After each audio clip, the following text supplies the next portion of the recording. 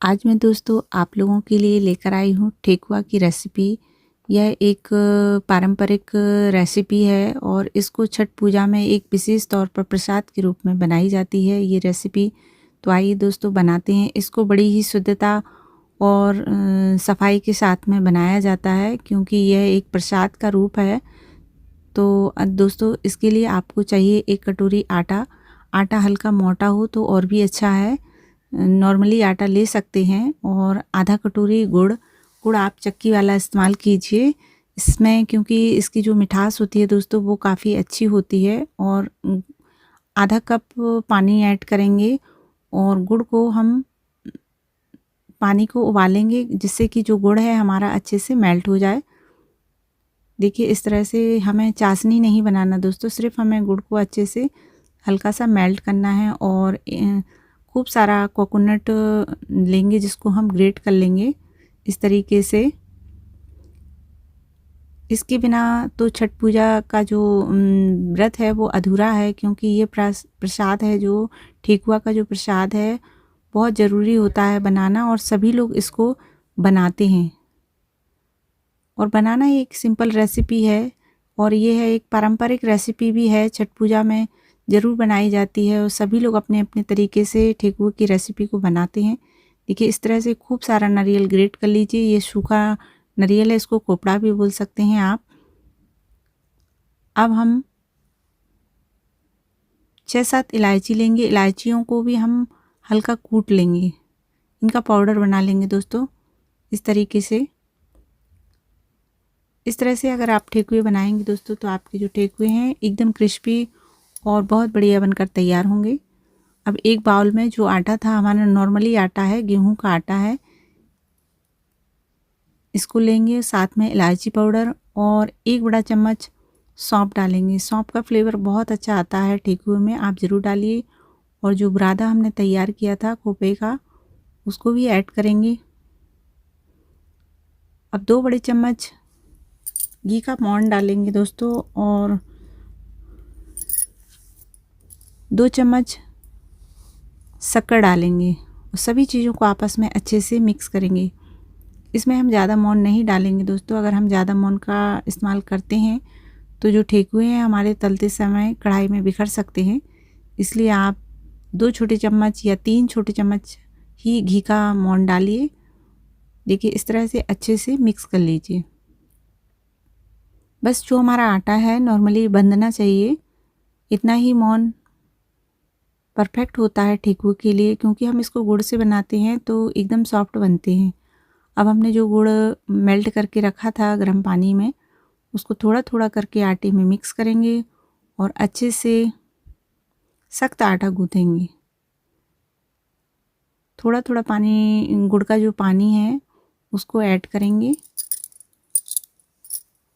और पूड़ी जैसा हम थोड़ा सख्त आटा गूँथेंगे। देखिए इस तरह से हल्के हाथों से आप मिलाते जाइए और बहुत ही आसानी से जो ठेकुए का आटा होता है तैयार हो जाता है। अब इसके लिए देखिए हमारा आटा बनकर तैयार है। 10 से 15 मिनट के लिए रेस्ट के लिए छोड़ देंगे, जिससे कि जो हमारा आटा है एकदम सॉफ्ट हो जाएगा। एक बार अच्छे से मिलाएंगे। ये रेसिपी बिहार की और छठ पूजा के लिए एक पारंपरिक रेसिपी है और इसको प्रसाद के रूप में ज़रूर बनाया जाता है। एक बार अच्छे से मिलाने के बाद थोड़ा थोड़ा सा भाग लेंगे हम आटे का और इस तरह से गोल करके छन्नी की मदद से डिज़ाइन बनाएंगे। अब तो मार्केट में ठेकुए बनाने के दोस्तों बहुत अच्छे अच्छे सांचे भी आने लगे हैं, लेकिन कोई दिक्कत नहीं है, अगर आपके पास सांचा नहीं है तो आप घर पर भी इनका डिज़ाइन आप बना सकते हैं। किसी भी छन्नी की मदद से या फोक की मदद से आप इस तरह से बहुत सुंदर ठेकुए की डिज़ाइन बना लीजिए।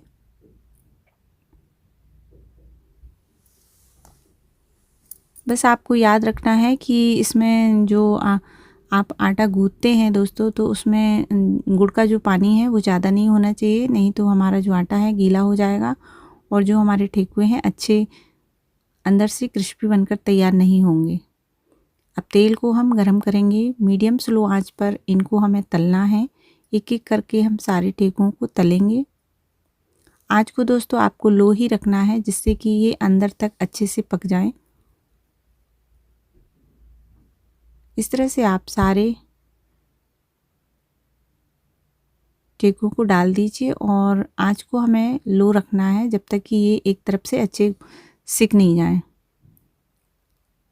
इनको तुरंत आप हिलाइए नहीं तो ये तेल में बिखर भी सकते हैं, इसलिए आप इनको हल्के हाथों से चलाइए। जब तक एक तरफ से सिक जाएंगे तो दूसरी तरफ से फिर इनको पलट दीजिए। बहुत आसान है ये रेसिपी बनाना ठेकुए की, और सभी लोग अपने अपने तरीके से इस रेसिपी को बनाते हैं। और इसको हम एक प्रसाद का रूप देंगे।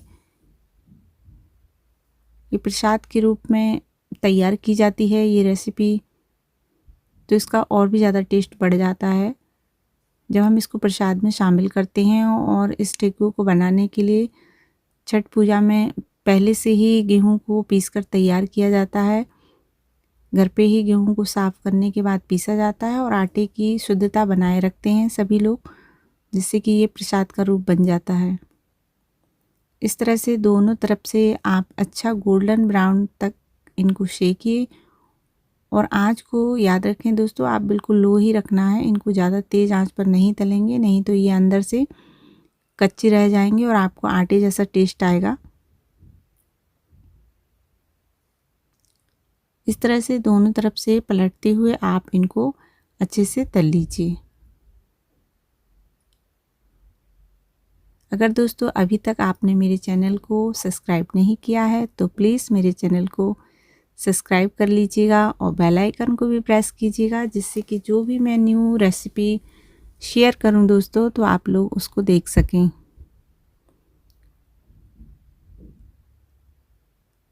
इस तरह से आपको सारे ठेकुए तलकर तैयार करना है। देखिए, इनको दोस्तों थोड़ा समय लगता है तलने में, क्योंकि ये थोड़े मोटे बनते हैं। अगर हम इनको ज़्यादा हाई फ्लेम पर तलेंगे तो ये अंदर से कच्चे रह जाएंगे और इनका जो टेस्ट है वो ख़राब हो जाएगा।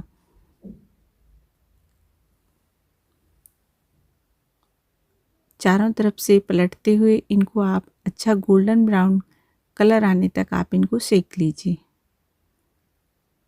देखिए, इस तरह से आप इन सारे ठेकुओं को आप एक प्लेट में निकाल लीजिए। इनको तो जब हम छठ पूजा में इस्तेमाल करते हैं तो इनको बांस के उसमें रखा जाता है तल के, क्योंकि ये प्रसाद का रूप बन जाता है।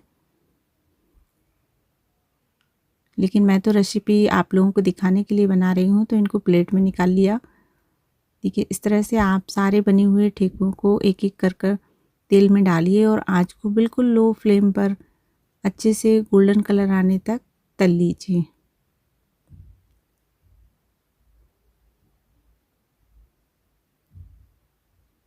यह एक पारंपरिक रेसिपी है दोस्तों। लीजिए, तैयार है हमारा ठेकुए का स्पेशल प्रसाद। बाय बाय दोस्तों।